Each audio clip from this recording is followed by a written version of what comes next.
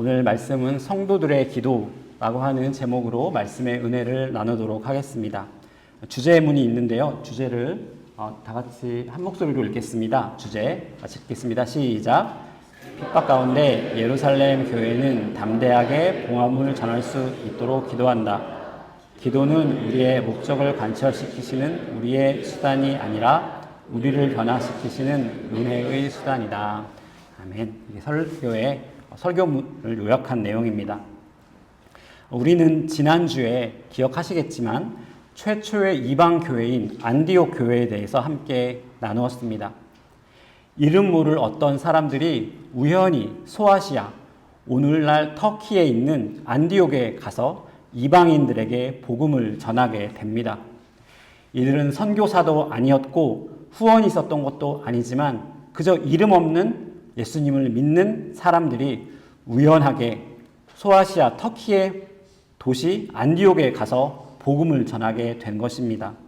그리고 그렇게 이름 없는 기독교인들에 의해 첫 번째 이방 교회인 안디옥 교회, 안티옥 처치가 만들어지게 되는 것입니다. 소아시아에 세워진 이 젠타일 처치, 이방인 교회는 빠르게 성장하게 됩니다. 예루살렘에서 시작된 복음이 사마리아, 에티오피아, 그리고 아시아 마이너, 소아시아로 가게 되는 과정이 어제까지의 우리가 함께 나눈 말씀이었습니다. 오늘 본문은 그때 이방의 복음이 전해져 갈 때 복음이 시작된 곳 예루살렘에서 무슨 일이 일어나고 있었는지를 보여주고 있습니다.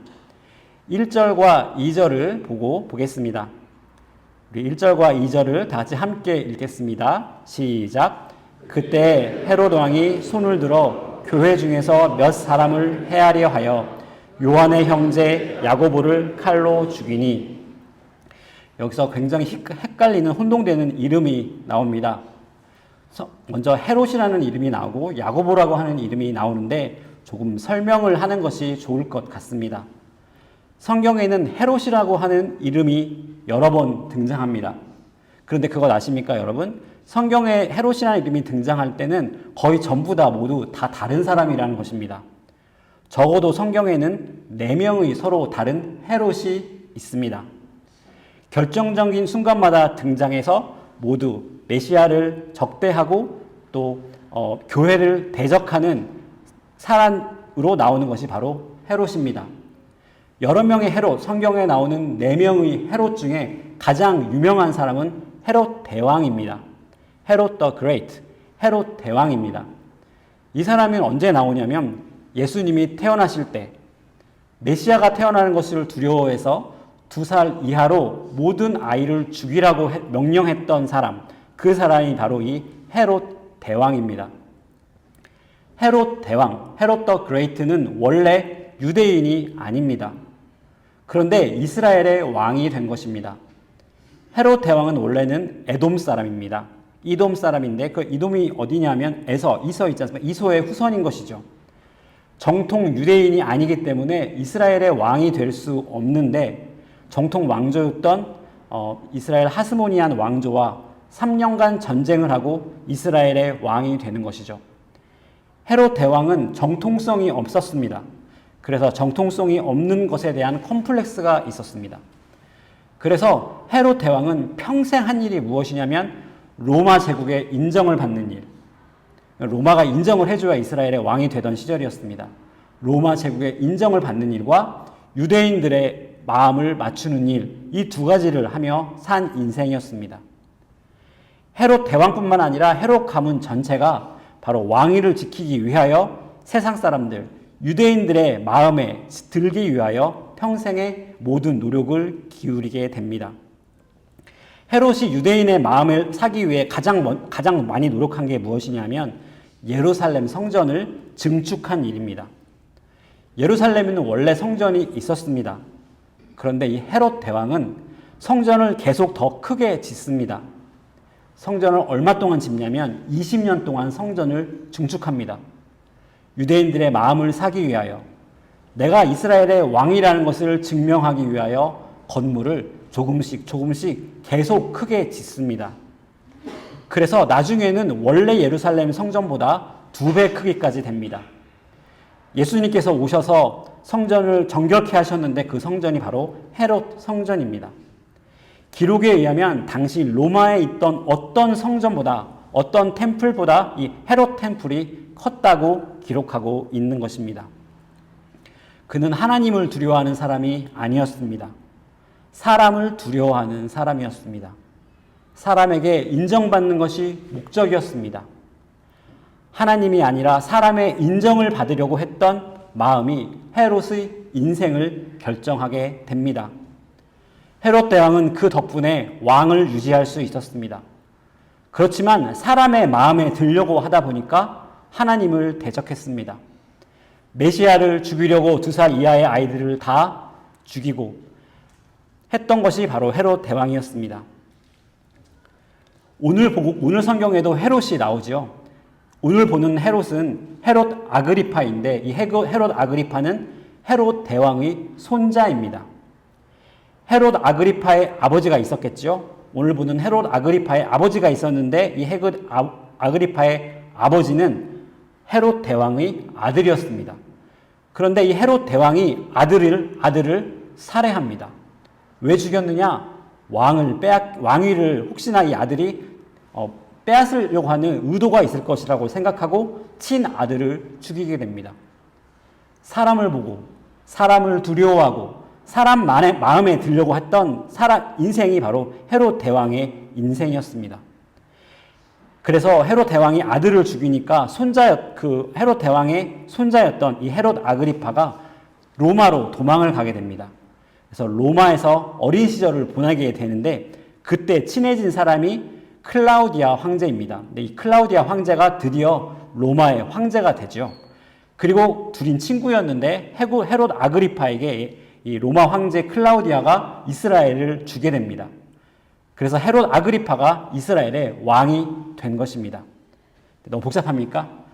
헤롯 대왕의 손자인 헤롯 아그리파가 왕인 시절이 지금인 것입니다.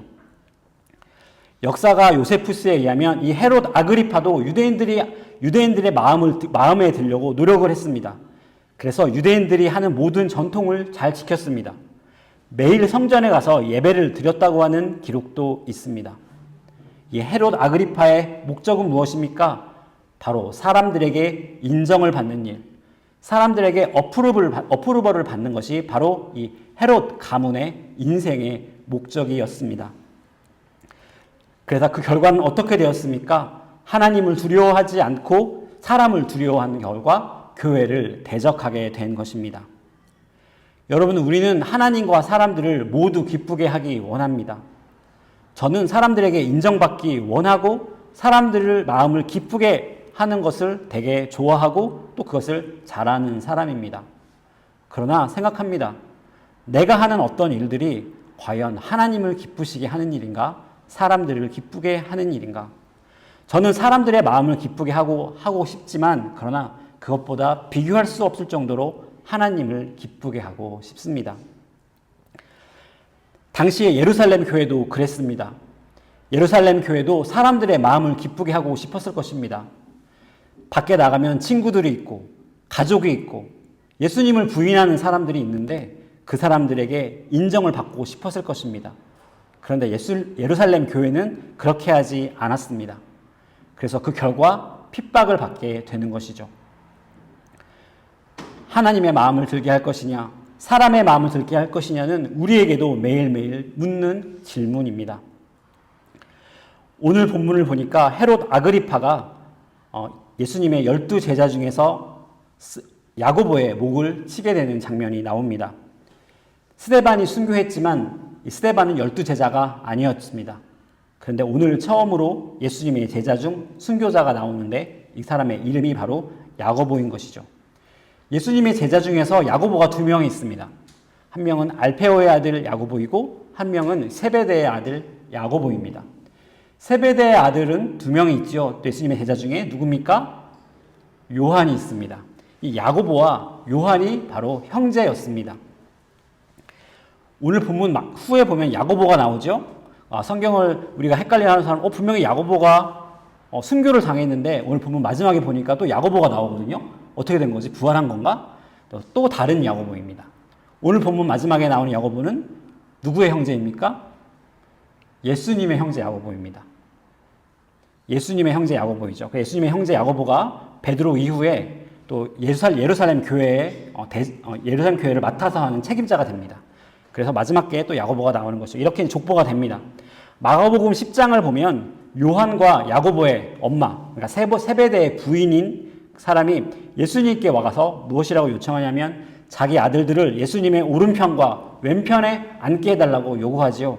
예수님께서 뭐라고 대답하십니까? 마가복음 10장 38절에서 39절을 보면 예수께서 이르시되 너희는 너희가 구하는 것을 알지 못하는도다. 내가 마시는 잔을 너희가 마실 수 있으며 내가 받는 세례를 너희가 받을 수 있느냐? 그들이 말하되 할 수 있나이다. 예수께서 이르시되 너희는 내가 마시는 잔을 마시며 내가 받는 세례를 받으려니와. 예수님께서 마시는 잔과 예수님께서 받으시는 세례를 받게 됩니다. 바로 그것이 야고보의 순교인 것입니다.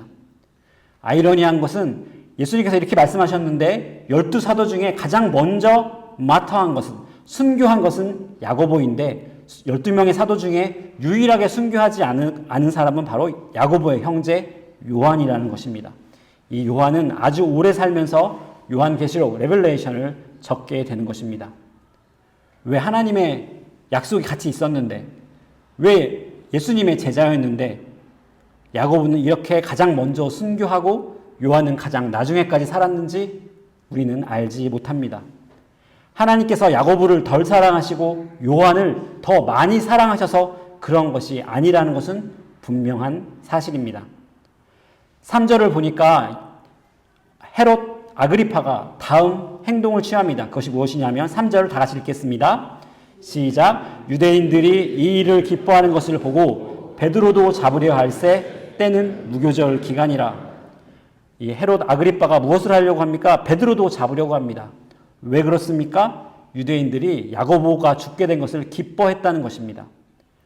유대인들이 이 예수 믿는 사람들을 이단이라고 생각했습니다. 헤롯이라고 생각했어요.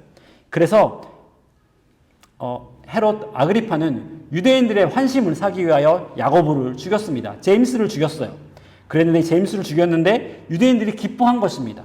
그러니까 더 기뻐하게 하기 위하여 베드로도 죽이려 하는 것이죠. 여러분, 사람을 기쁘게 해야 인정도 받고 돈도 벌고 인맥도 생기고 성공할 수 있습니다. 그러나 그렇게 사람들의 인정만 추구하고 하나님의 인정을 소홀히 하다가는 망하는 것입니다. 빌라도도 그랬고 헤롯 대왕도 그랬고 오늘 보는 헤롯 아그리파도 똑같은 운명을 겪게 되는 것을 보게 됩니다.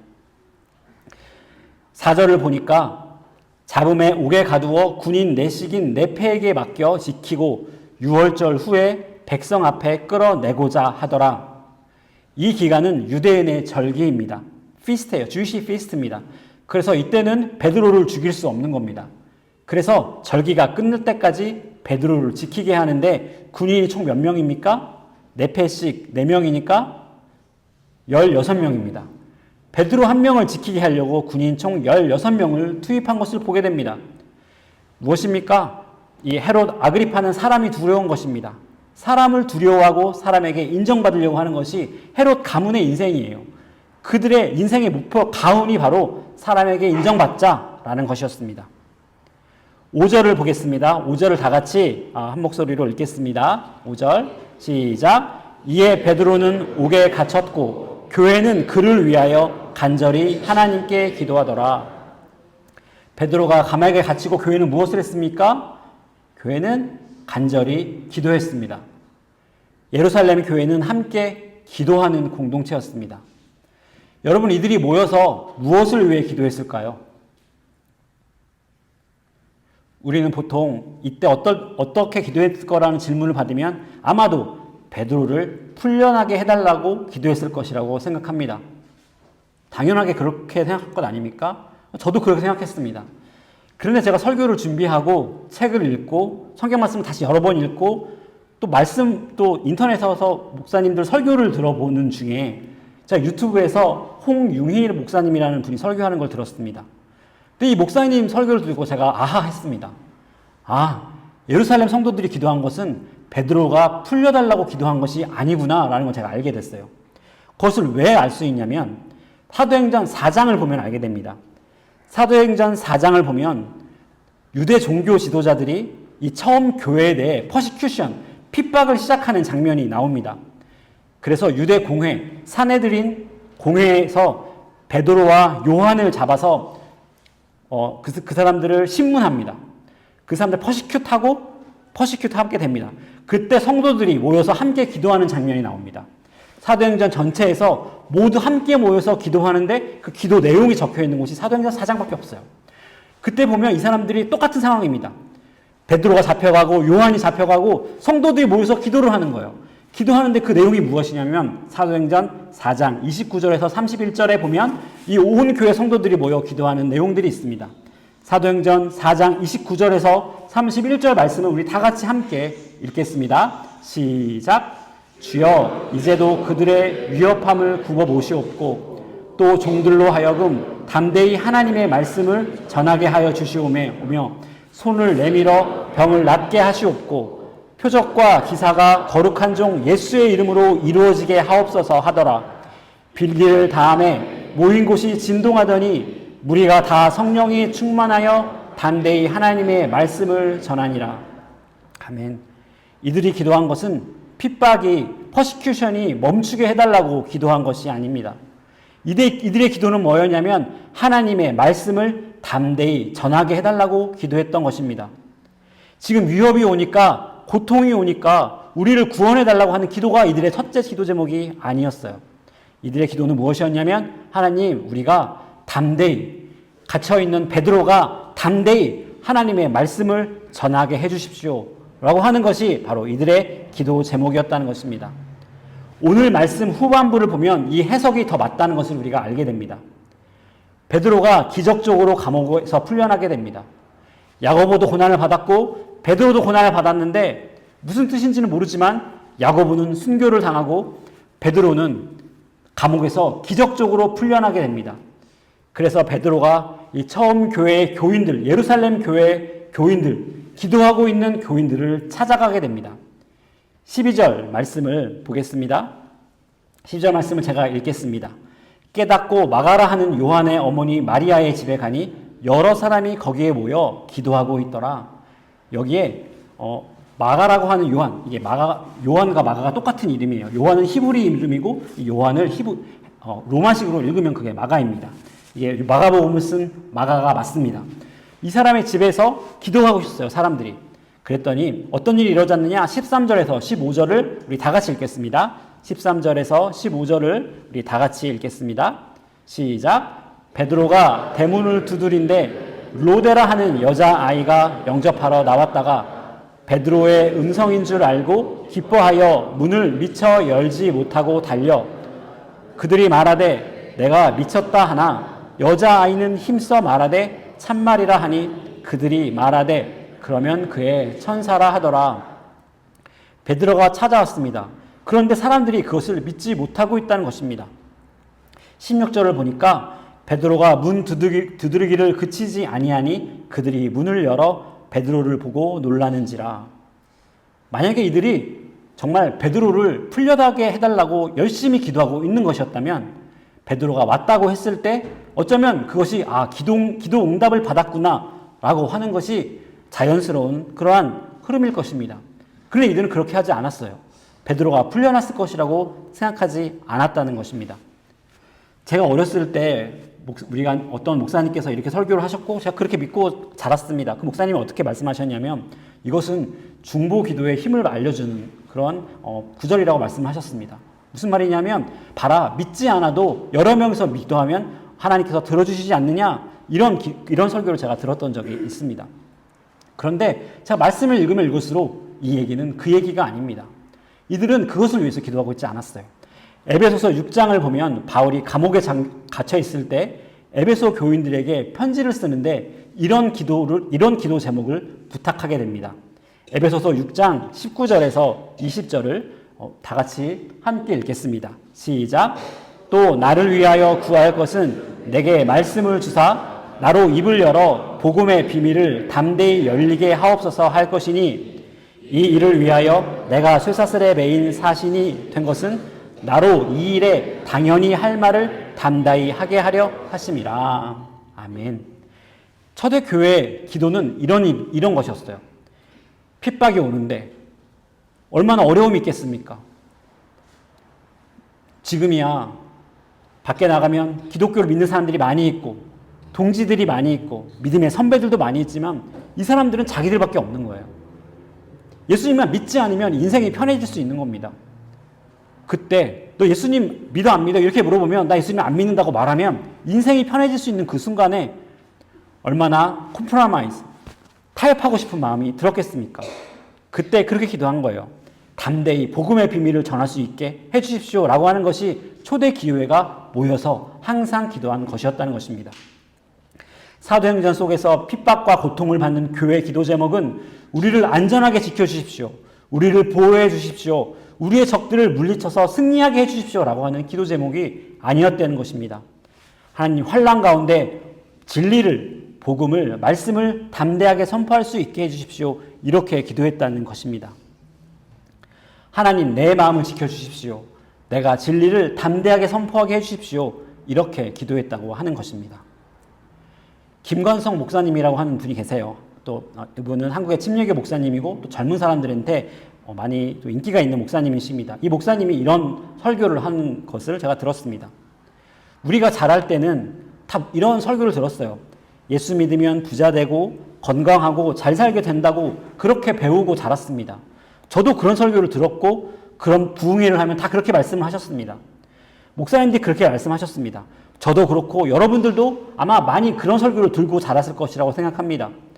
그런데 그게 잘 맞아떨어졌어요. 왜냐하면 한국이 고도로 경제 발전을 하는 시기였다는 거예요. 그래서 그 기도와 한국의 경제 발전을 고도로 하면서 다 잘 살게 됐어요. 근데 그것과 잘 맞아떨어졌다는 겁니다. 그러면서 우리 한국 교회의 영성이 그렇게 형성이 되었습니다. 우리는 열심히 기도하는 민족입니다. 한국 사람들만큼 열심히 기도하는 사람들이 없습니다. 그런데 우리의 기도 제목이 무엇입니까? 늘 내 환경을 바꿔주십시오 라는 기도로 가득 차 있다는 것입니다. 예루살렘 교회의 기도를 하는 것이 아니라 성공을 위하여 무슨 일을 하던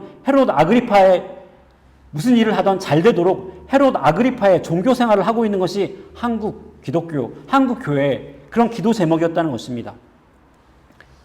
여러분, 우리가 그렇게 기도하고 있다면 우리는 기도를 주문처럼 생각하고 있는 것은 아닌지 돌아보아야 합니다.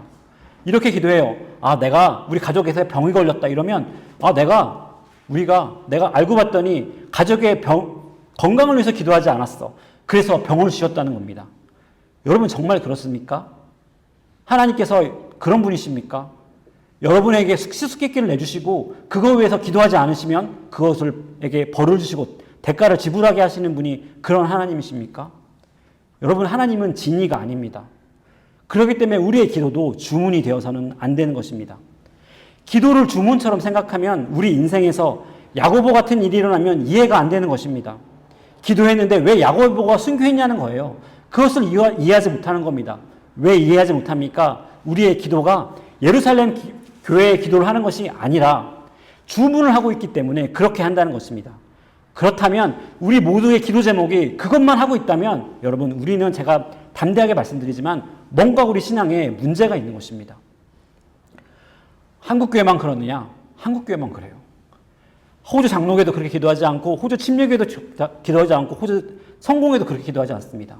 모여서 기도할 때 무엇을 위해 기도하느냐? 제가 이스트우드 침례교회 2년을 다녔는데 모여서 항상 기도를 해요. 뭐냐면 선교사님들이 보내시는 이제 무슨 편지들이 있어요. 익명으로 보내신 편지들 그거 줄줄 읽으면서 기도를 합니다.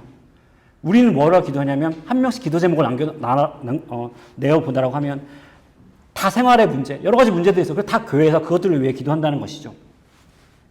그런 기도를 해야 될 때가 있습니다. 그러나 그 기도가 우리가 교회 생활을 20년 하고 30년 하고 40년 했는데도 그 기도 제목이 우리의 유일한 기도 제목이라면 우리가 다시 한번 생각해 봐야 한다는 것입니다. 마태복음 7장 9절에서 11절을 보면 예수님께서 이런 비유를 주십니다. 너희 중에 누가 아들이 떡을 달라 하면 돌을 주며 생선을 달라 하면 뱀을 줄 사람이 있겠느냐? 너희가 악한 자라도 좋은 것으로 자식에게 줄 알거든 하물며 하늘에 계신 너희 아버지께서 구하는 자에게 좋은 것으로 주시지 않겠느냐? 하나님께서 예를 들어주세요. 그러면서 악한 자라도 떡을 구웠는데 돌을 주지 않을 것이다. 떡을 줄 것이다. 악한 아버지라도 그렇게 떡을 달라고 하면 떡을 줄 것이다. 이렇게 말씀하시는 것입니다. 그래서 우리가 무엇을 위해서 기도합니까? 우리가 떡을 위해서 떡을 달라고 열심히 기도합니다. 그러면 하나님께서 주실 것이라고 생각한다는 것이죠. 그런데 여러분, 지금 예수님께서는 하나님이 이 악한 아버지라고 말씀하시는 게 아니에요. 그렇지 않습니까? 하나님이 악한 아버지시겠습니까? 하나님은 훨씬 뛰어난 좋은 아버지신 거잖아요. 예수님은 하나님이 우리에게 무엇을 주신다고 말합니까? 우리가 기도하는 것을 준다고 말씀하시는 것이 아니라 우리에게 좋은 것을 주시는 분이라고 가르치고 계시는 것입니다. 우리가 떡을 구하던 빵을 구하던 무엇을 구하던 좋은 것을 주시는 분이 바로 하나님이시라는 겁니다. 우리는 기도할 때 주문하는 것이 아니라 우리를 사랑하시고 천지를 창조하시고 우리 모든 것을 아시는 하나님께 이야기하고 있다는 것을 알아야 된다는 것입니다. 하나님께서 우리에게 항상 좋은 것을 주시기 원하세요. 하나님께서 우리에게 주시기 원하는 가장 좋은 것이 무엇일까요? 그것은 바로 하나님 당신입니다. 하나님께서 우리에게 주고 싶은 것이 근본적으로 무엇이냐? 그것은 하나님은 우리에게 자기 자신을 주고 싶으신 겁니다. 우리가 100을 구했는데 하나님께서 100을 뺏어가실 때도 있어요. 우리가 100을 구했는데 우리가 200을 하나님께서 주실 때도 있는 것입니다. 야고보가 잡혔는데 예루살렘 교회가 기도하지 않았겠습니까? 근데 야고보는 순교했습니다. 베드로가 잡혔는데 기도했어요. 근데 기대하지 않았는데 베드로가 기적적으로 풀려나는 역사를 일어나게 한 것입니다. 왜 그렇게 했습니까? 내가 기도한 것으로 하나님께서 주시려고 하는 게 아니라 하나님께서는 우리에게 좋은 것을 주시기 원하시기 때문입니다. 좋은 것을 주시기 원하시는 하나님이시기 때문에 기도를 통하여 우리에게 하나님 당신을 주시기 원하기 때문에 그렇게 하셨다는 것입니다. 그것은 교회가 기도를 더 열심히 해서 하나님께서 그것을 주신 것이 아니라 더 좋은 것을 주시기 원하시는 하나님이시기 때문에 우리의 기도를 통하여 역사하신다는 것입니다. 우리의 기도는 하나님의 마음을 변화하는 하나님의 보좌를 움직이는 그런 우리의 수단이 아니라 하나님께서 우리를 변화시키는 하나님의 은혜의 수단이라는 것입니다. 그것이 기도의 의미예요. 우리가 기도가 내 뜻을 관철시키는 수단이라고 생각한다면 하나님이 얼마나 수준 낮으신 분이십니까? 내 수준 정도의 좋은 것을 하나님께서 우리에게 주시는 분이라고 우리가 그렇게 믿고 살고 있다면 우리가 생각하고 있는 하나님이 어떤 분이시라는 것입니까? 라는 거예요. 그럼 이렇게 질문할 수 있습니다. 그러면 우리가 필요한 것, 내 마음이 아픈데, 내 마음이 힘든데 이것을 가지고 기도하는 것이 잘못된 일입니까? 내가 지금 경제적으로 어려운데, 내가 비자 문제가 지금 해결이 안 됐는데, 내 자녀가 지금 이 문제로 고통을 받고 있는데 그 문제를 해결해 달라고 기도하는 것이 잘못된 일입니까? 그렇지 않습니다. 성경에서는 기도에 대해서 이런 이야기도 하고 저런 이야기도 합니다. 그래서 우리가 헷갈리게 합니다. 그런데 제가 이 기도에 대한 성경 구절을 다 함축해서 하나님께서 말씀하시려고 하는 한 구절이 있어요. 그 구절이 빌립보서 4장 6절에서 7절입니다. 저는 이 구절이 기도에 관하여 가장 함축적으로 말하는 구절이라고 생각을 합니다. 사도행전 4장 6절에서 7절을 우리 같이 함께 읽겠습니다. 시작. 아무것도 염려하지 말고 다만 모든 일에 기도와 간구로 너희 구할 것을 감사함으로 하나님께 아뢰라. 그리하면 모든 지각에 뛰어난 하나님의 평강이 그리스도 예수 안에서 너희 마음과 생각을 지키시리라. 아멘. 기도의 의미가 여기 다 있어요. 모든 것을 다 하나님께 아뢰어야 합니다. 여러분 마음속에 염려하는 것이 있습니까? 그러면 그것들 하나도 염려하지 않도록 모든 것들을 하나님께 아뢰어야 합니다. 사업이 잘못될까 걱정이 됩니까? 건강검진을 했는데 혈액 수치가 높게 나왔습니까? 염려하지 마시고 하나님께 기도하십시오. 다음에 빌이 나왔는데 이 빌을 못 낼까 봐 두렵습니까? 내 자녀가 걱정됩니까? 내 남편이 걱정됩니까? 모든 것들을 다 하나님께 아뢰라는 것입니다. 하나님께서 약속을 주셨어요. 그 약속이 무엇입니까? 그 모든 것들 다 들어주시겠다는 약속입니까? 그렇지 않아요. 7절 그리하면 모든 지각에 뛰어난 하나님의 평강이 그리스도 예수 안에서 너희 마음과 생각을 지킬 것이다. 이것이 하나님의 약속이에요. 내 생각과 마음을 지키실 것이라는 약속을 주신 것입니다. 무엇입니까? 나를 바꾸신다는 약속이에요. 내 생각과 내 마음을 바꾸신다는 약속입니다. 기도의 근본적인 의미입니다. 기도는 주문이 아닙니다. 하나님은 기도를 우리의 거래 수단으로 주신 것이 아닙니다. 하나님은 우리의 기도를 통해 가장 좋은 것을 우리에게 주시기 원하세요. 그것이 무엇입니까? 하나님 당신입니다. 하나님 당신을 우리가 원하고 하나님 당신이 우리를 지배하도록 기도를 사용하시는 것입니다. 물론 성경의 다른 구절들을 보면 구하는 것마다 주시겠다는 구절이 있습니다. 그러나 그 구절들을 잘 살펴보면, 전체 문명을 살펴보면 그것은 우리의 뜻이, 우리가 하나님 뜻대로 기도할 때 기도하는 것을 다 들어주신다는 것입니다. 똑같은 말입니다. 내가 먼저 변하는 것입니다. 내 마음이 변해서 내가 하나님의 마음을 품으면 하나님 뜻대로 기도하게 되고 하나님 뜻대로 기도할 때마다 그것이 이루어질 것이라는 것입니다. 그것이 하나님의 마음입니다. 기도의 가장 큰 목적과 효과가 무엇이냐? 내가 변하는 것입니다. 악한 세상 가운데 믿음 변하지 않고 하나님만 신뢰하면서 살 수 있기를 원하는 것이, 그것이 우리의 기도의 목적이고 기도 제목인 것입니다. 우리의 기도 제목이 하나님 나 좀 살려주세요, 나 좀 도와주세요 이렇게 하다가 거기서 시작을 합니다. 그러나 그 기도가 결국에는 어떻게 됩니까? 하나님을 의지하고 담대히 복음을 전할 수 있도록 도와달라는 기도로 변하는 것입니다. 그렇게 기도가 변하는 것이 바로 하나님이 기도를 우리에게 주신 목적입니다. 우리가 이런 말을 많이 합니다. 청년들 보며, 청소년들을 보며 이렇게 말을 많이 합니다. 하나님은 당신을 향한 목적이 있습니다. God has purpose for you. 하나님은 당신을 향한 목적을 가지고 있습니다. God has his own will for you. 하나님은 당신을 향한 큰 뜻을 가지고 계십니다. 그렇게 말을 하지요. 저도 그렇게 말합니다. 청년들에게 그렇게 말합니다. 그런데 그 뜻이 무엇입니까? 여러분을 향한 하나님의 목적, What is God's purpose for you? 무엇입니까? 청년들에게 네가 큰 사업자가 되어서 사업가가 되어서 비즈니스맨이 되어서 물질로 하나님을 섬기도록 하는 것이 하나님이 너를 향한 목적이야. That is God's purpose for you. You will be a great businessman. 그게 하나님의 목적이야. 그렇게 말할 수 있습니다. 네가 의사가 되어서 많은 사람들에게 영향력 있는 크리스찬으로 살게 하는 것이 너를 향한 하나님의 목적이야. 하나님의 뜻이야. 그렇게 말할 수 있습니다.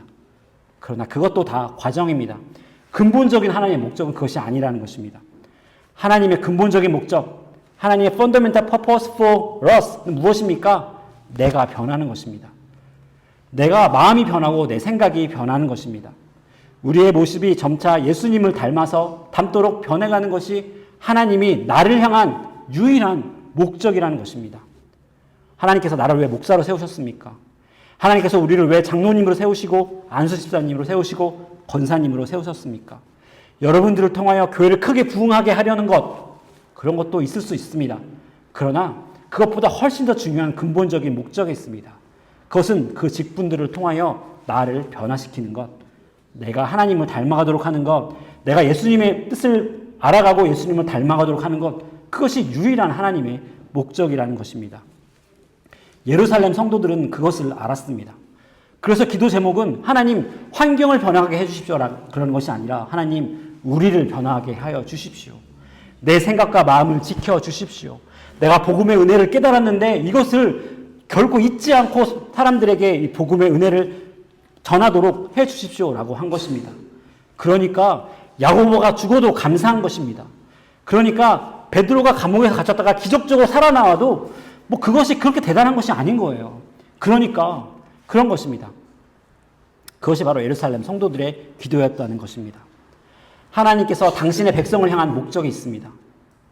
딱 한 가지예요. 그것은 우리가 변해가는 것, 우리가 성화되어 가는 것, 그것이 바로 우리를 향한 하나님의 한 가지 목적이라는 것입니다. 기도는 그 수단일 뿐입니다. 그렇기 때문에 하나님께서 우리가 기도했던 것을 그대로 들어주실 때도 있고 아니면 거절하실 때도 있고 아니면 전혀 다른 방법으로 응답하실 때도 있습니다.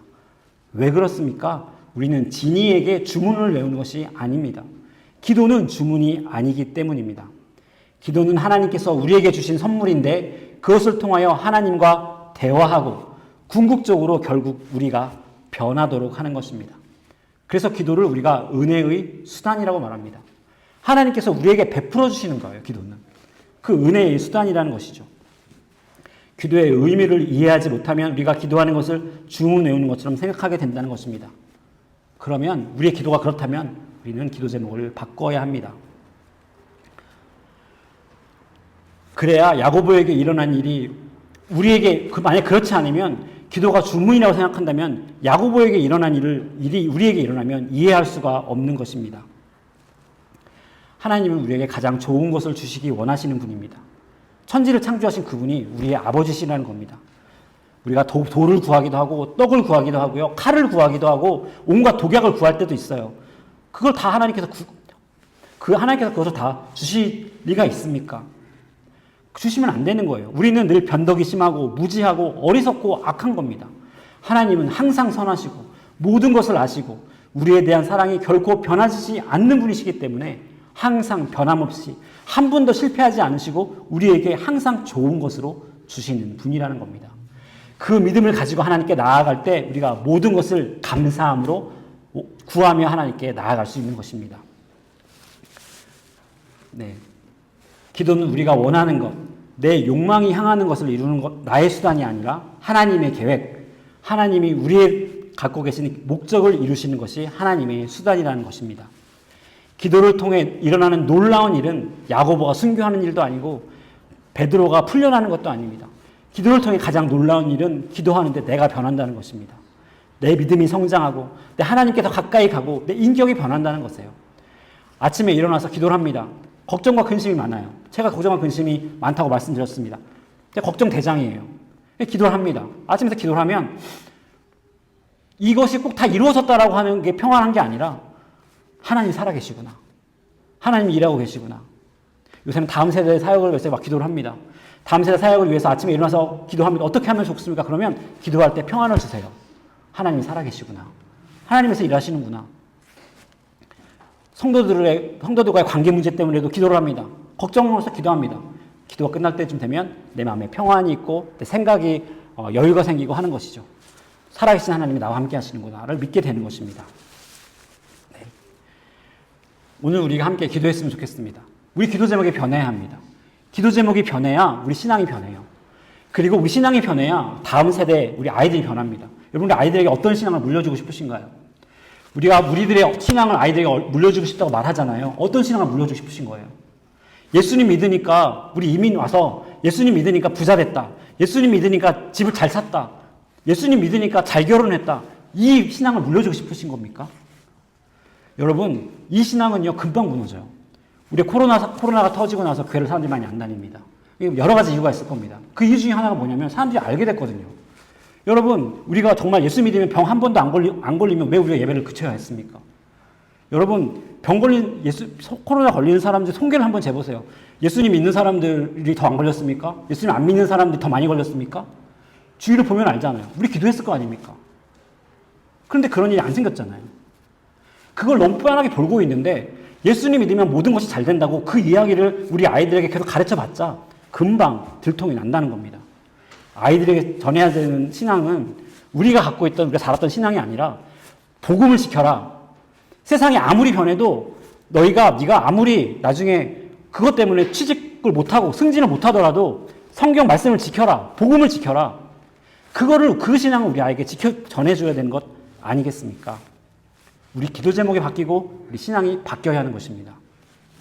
우리가 함께 기도하도록 하겠습니다. 우리가 함께 기도할 때